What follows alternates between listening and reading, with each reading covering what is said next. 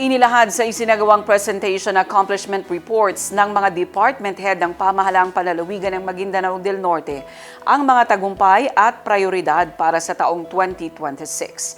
Ang Partners in Peace and Progress story mula kay Jen Garcia.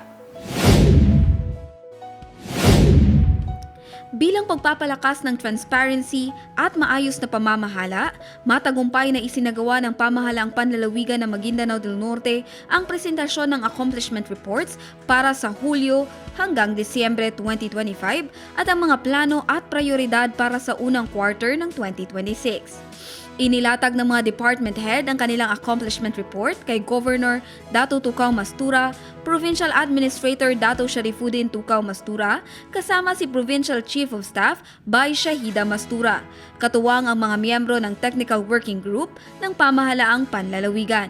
Sa presentasyon, isa-isang inilahad ng bawat departamento at kagawaran ang kanilang mga nagawa sa ikalawang kalahati ng 2025.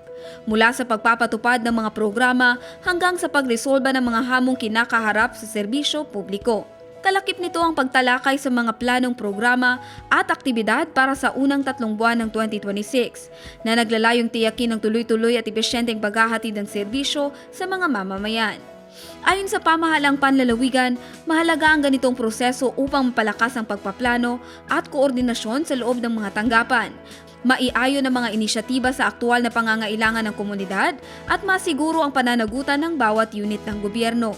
Binigyang diin din na ang mga programa at target para sa 2026 ay nananatiling nakaangkla sa development, transformation at opportunities for Maguindanao del Norte.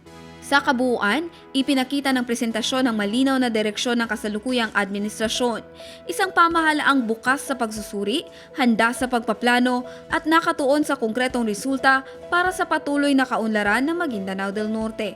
Jen Garcia, iMinds, Philippines.